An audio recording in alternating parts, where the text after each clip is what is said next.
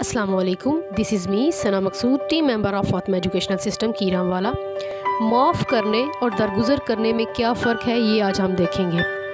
Some time हमें लग रहा होता है कि हमने किसी दूसरे की गलती को माफ़ कर दिया है,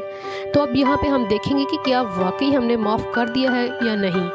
अगर जब हमें गुमान हो रहा है कि हमने किसी दूसरे की गलती को माफ़ कर दिया है और माफ़ करने के बाद भी उस इंसान की वो चीज़ हमारे दिमाग में मौजूद है, यानी हमारे ख़यालात में वो चीज़ मौजूद है, तो फिर हमने उसको माफ़ नहीं किया। क्योंकि जब हम किसी को माफ़ कर देते हैं, हकीकतन माफ़ करते हैं, तो फिर इसका मतलब है कि उस बंदे की वो वाली चीज़ या वो वाली बात भी हमारे जहन से, हमारे दिलो दिमाग से निकल गई है, यानी हमने उसको रिकॉल नहीं करना, हम उसको रिविज़िट नहीं करेंगे। अगर ऐसा होता है कि वो इंसान कुछ अरसे के बाद कोई दोबारा गलती करता है और उसकी गलती के नतीजे में हम उसकी पहले वाली गलती भी दोबारा उसको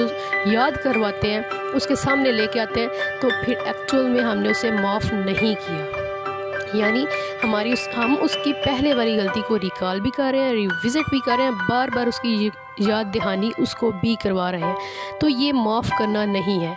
एक्चुअल में माफ़ करना ये है कि जब आपने किसी दूसरे बंदे को लेके ये क्लियर कर लिया कि आपने उसको माफ़ कर दिया, तो फिर कुछ भी हो जाए, आप उसकी पहले वाली गलती को दोबारा कभी भी रिकॉल नहीं करेंगे, कभी भी उसका जिक्र नहीं करेंगे और इवन उसको कभी अपने ख्याल में भी नहीं लेके आएंगे। अब दूसरी तरफ हम दरगुज़र करने को देखते हैं, तो दरगुज़र करने का मतलब ये है कि अगर किसी इंसान से कुछ हो गया है, यानी कुछ गलत हो गया, तो हम कितनी आसानी से ये वाली स्टेटमेंट दे सकते हैं कि चलो कोई बात नहीं। यानी अगर किसी बच्चे से कोई काम गलत हो गया या उसने बेदहानी में आपको तकलीफ़ पहुंचा दी है, तो बजाय इसके कि आप उसको लेके वावेला मचा दें या शोर करने लग पड़ें या उसको बहुत बड़ी चीज़ कोई समझ लें, अगर आप आसानी से ये कहते हैं कि इट्स ओके, कोई बात नहीं, तो इसका मतलब है आपने उस सिचुएशन को अंडरस्टैंड किया और आपने उस वक्त उसको दरगुज़र किया है।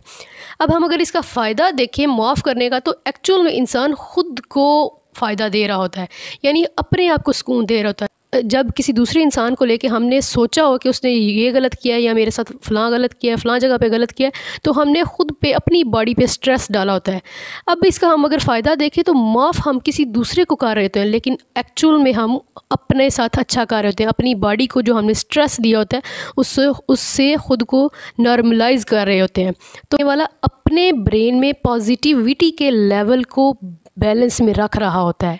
यानी हम अपना जो हमारा ब्रेन है इसको स्ट्रेस से रिलीज़ करवा रहे होते हैं और अपनी पॉजिटिविटी को बढ़ा रहे होते हैं, उसको बैलेंस कर रहे होते हैं। तो एक्चुअल में हम किसी दूसरे को माफ़ करके ख़ुद अपने ऊपर एहसान कर रहे होते हैं।